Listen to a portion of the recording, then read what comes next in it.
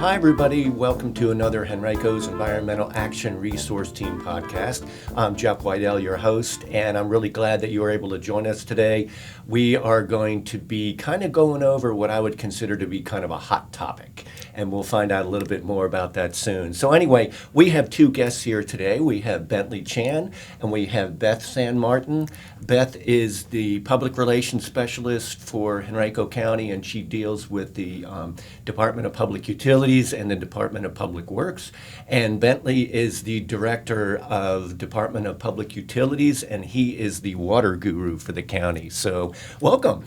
Hi. Thank you. Glad to have you all on the show today. The hot topic today really is kind of a, I'm all about puns and dad jokes. It is something that's very serious, and that's we're in a situation now this summer that it's a lot hotter than we're used to. And so one of the things we really have to look at is water conservation. So Bentley, what are some of the things, let's just get right into what are some of the things that our residents can do to think about conserving water at home? Oh, yes. And thank you, Jeff, for having us. And yes, very appropriate topic for the time. Yeah. So from a residential standpoint, if you're watering your lawn, maybe not do that every day, maybe do it every other day, shorten the time, do it from like kind of earlier in the morning, because they say that if you're watering during the hottest part, none of that or hardly any of that water actually seeps into the ground. If you have any opportunity, if you're to change out appliances, get those water-saving appliances. Right. We hear a lot about just like other fixtures, and so we did something a few years ago in our administration annex, the building where public utilities is. We switched out all of the faucets with aerators. So it's just a little device that goes on the end of the faucet. Right. It pulls in a little bit more air so that you're consuming less water. We also changed out the flushing fixtures, and so that you could, I guess this is a little funny, you could flush, you could use less water for liquids, more water for solids. Right. Which brings me to the point of what you can do at home. I guess the Virginia Department of Health recommends residents don't use a toilet as a wastebasket. So only flush when necessary. They also say that try to limit the amount of water that you use when you turn on the faucet. When it's so don't wait for it to be cold. If you really want cold water, fill up a pitcher. Right. Put it in the refrigerator. Use that as your kind of cold water.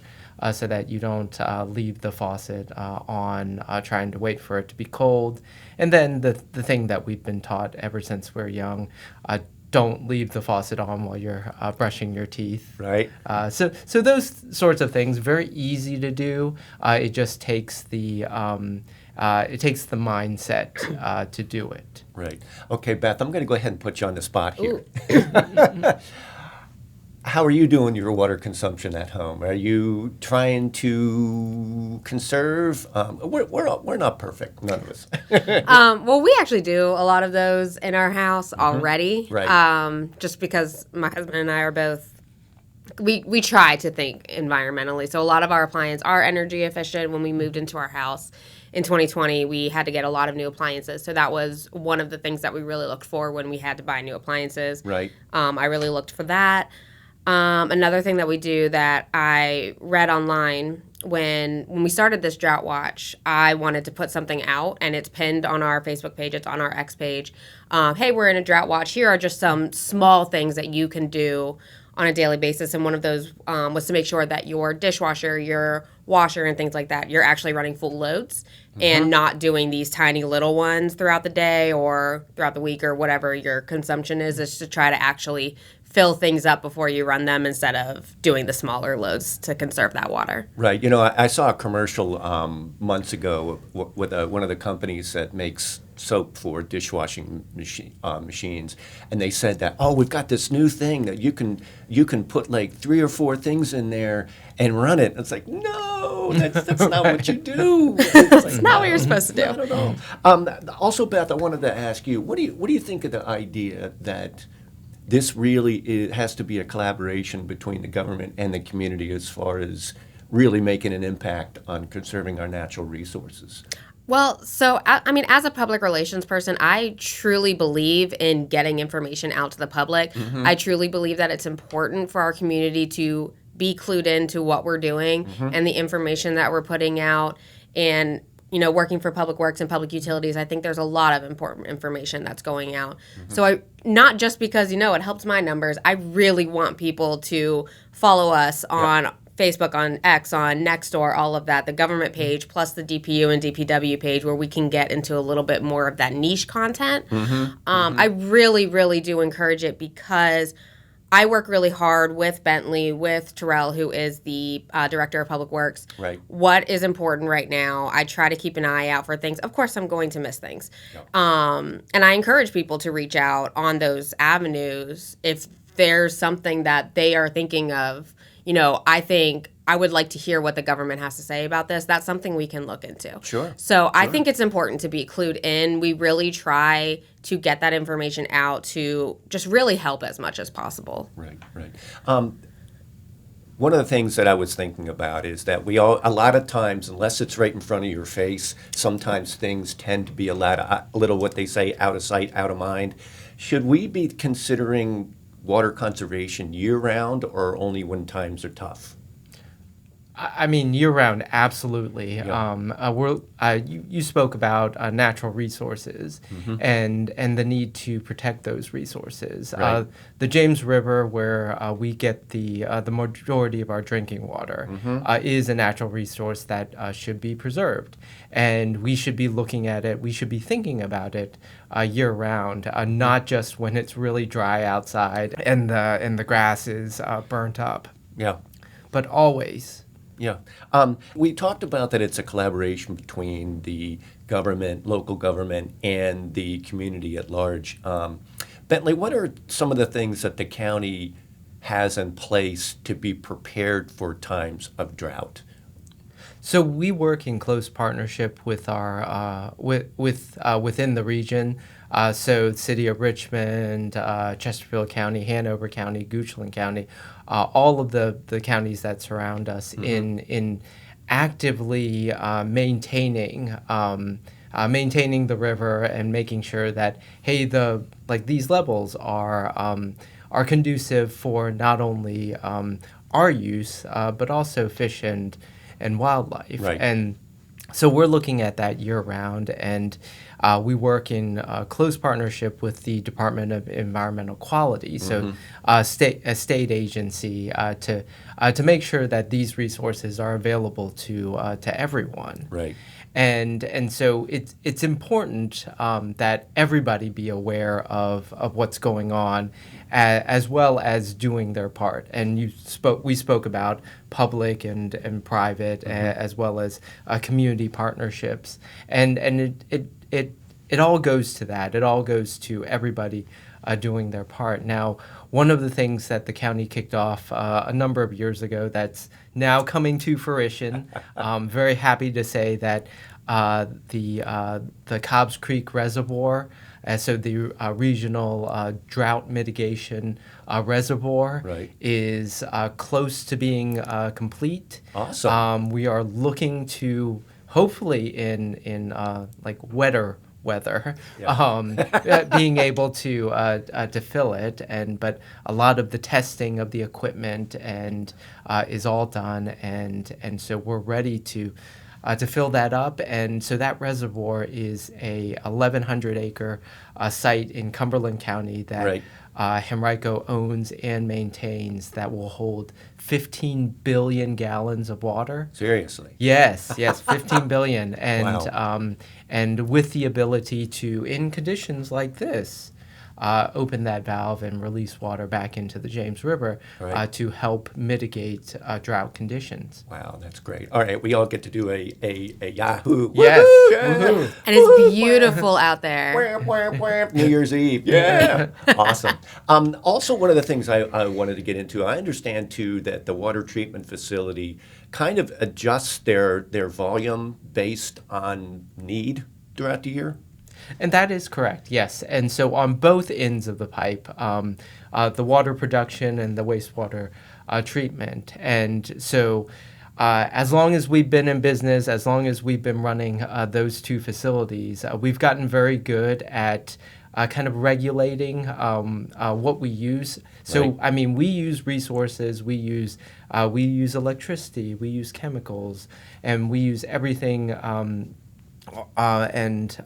everything that's needed to produce that water that comes out of your tap and Right. take away that wastewater that you flush. Right. And so there are times during the year when less water is used. So we dial it back. We dial back what we're doing at both plants. So we're not running everything all at the same time. Right, right. Very good. So we're still supplying the water to our residents when they need it most. Yes, exactly, and that won't stop even Right. in a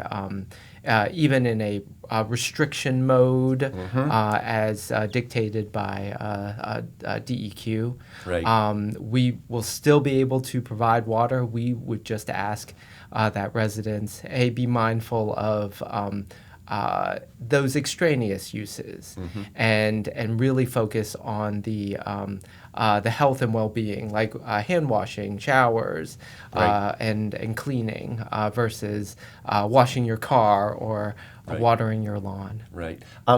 Beth Bentley touched on something that I wanted to get into, and that is times of restriction. What are who is involved when we all start hearing things about we're in this level of drought or that level of drought? Who sets those standards? Is it the county? Who monitors that, and who kind of says, okay, this is where we are, you know? So that's actually the DEQ, the Department of Environmental Quality. Right. We do not set that. Right. So, so for instance, when we recently went into that drought watch, I think we've been in it for about 2 weeks or so now, and we're still in a drought watch, which does not mean any of those restrictions that Bentley talked about before are currently in place. Right. The DEQ is very clear that just means, hey, be aware that we are seeing some early drought kind of conditions. We want to make people aware to use some water conservation Right. Practices. And so that's what we wanted to put out on social media. Just be very clear, we are not in an actual drought. Right. There are some parts of the state that are still in a drought warning. That's mostly up in the Shenandoah area. Shout out, that's where I went to high school. But we are not. So Right. we're being very clear about that. I'm actually following the DEQ very closely during this time. I have a tab up of their page, and every morning when I come in, I refresh it to see where we're at so that the second anything changes, Right. my first move will be reach out to Bentley and be like, what are we putting out? Do we need to change what's out? So right now is just that kind of awareness, and that post is pinned on our Facebook page, and I'm going to keep it pinned up there until there's a change in some way, because I want that information accessible very easily. Right. And by the way, just for our watchers and our listeners, that we are in the second week of July. Oh, right, yes. Just to give a time stamp here, okay? So that's one of the things too that I wanted to make sure people understand is we are following the recommendations of the state of Virginia. This is not Yes. something that we just look out the window and say, "Ooh, the grass is pretty brown right now." So No. that's really their thing. It's a very official thing, yes. Right. So Beth, how do we get the word out about that? What's the best way for people to be able to get the information that they need about this kind of stuff? So my first move will be obviously on our Facebook page and on our X/Twitter page. At that point, we would also share it on the main Henrico County government pages. Whereas the watch, we didn't do that because it was just a little awareness piece. Right. But at the warning point, we would want it to be as accessible as possible. So since I work with the main county PR team, I'm on their team, I have access to share that information a little bit more broadly, and I would at that point. So it would go on their Facebook, their Instagram, their X, and their next door. We may consider putting something on the website at that point, so that the second you go to our website, you would see we are currently in a drought warning. Click for more information on things that you can do, and that would take you to utilities. That's something I would work with Bentley on. We also do have the monthly newsletter called Word on the Street. Yeah. So again, that is monthly, so it's not immediate. We do have an issue going out this week that I'm finishing up right now, and it's usually for projects that Utilities and Works are working on, but there is a section at the bottom for kind of news and things that are going on within those two departments. So that would definitely be something that'll go in there. So right now, this week's we'll have our water quality report is going to be in there. That recently came out. Shout out to Public Utilities. All of their numbers were amazing and great, and they do extra work to make sure that the water that's coming to you is of a great quality. So that'll be on there, and I will throw something in there about the Drought Watch and just some awareness about some conservation things that you can do. We would also probably work with our production crew over here who works with PR to put together a video for people to be aware of what are some conservation practices that you could be doing at home, even if it's not at this point mandated. But it's very highly encouraged, and we want to work with you to make sure that you are aware of that. So how do I sign up for the newsletter that you have? The best way to get to it would be if you go to either the Public Utilities website or the Public Works website or the Public Relations website. There's a little sidebar on there that says Word on the Street. You can click to sign up on there. I don't know if you're able to put graphics up on this. Absolutely. Awesome. So he's going to put up our QR code to get to that sign up page. Wherever it is, go ahead and click on it or scan that. We'll see. It might be over there. I don't know. We'll see. Yeah, go ahead and scan that. That's an easy way. It's a great way to stay informed. I work really hard with Works and Utilities to put that out and make sure that we're getting that information out for you. Bentley, what else? So I will say that the next 14 days are very, very important, and as dictated by the Department of Environmental Quality, DEQ, we monitor in a 14-day rolling average of the river level. And so the river level is, and the gauges in the river are what drive the kind of drought levels. So ready is you're aware of it.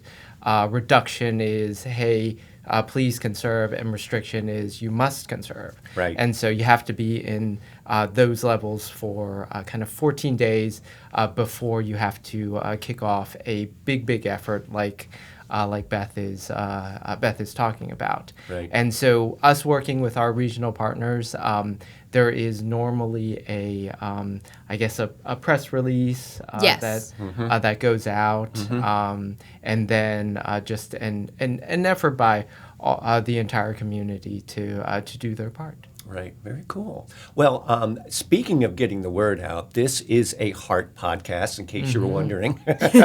And we do have, for the people that are watching the program, we do have our friend Stuart the Turtle, who is our mascot on the table. Hey, Stuart. And his motto is reduce, reuse, recycle. And he also helps us to remember to be good stewards of the environment. And so if you want more information about our website, we are henrico.gov/H.E.A.R.T. And speaking of H.E.A.R.T, one more thing. I want to do a little plug. We have a event coming up on July 27th, which is Saturday, and that's going to be Conservation Day at the Dory Park Farmers Market. So it's going to be a really awesome opportunity for people to learn about a lot of things, buy local. There's going to be a really cool thing happening that there's a little bit of a PR surprise. We'll just have to see on that. So anyway, I thank you all both so very much for coming out today and informing us about all this good stuff. And hopefully we can all work together and get through these times. So thanks for coming. Thank you. Thank you.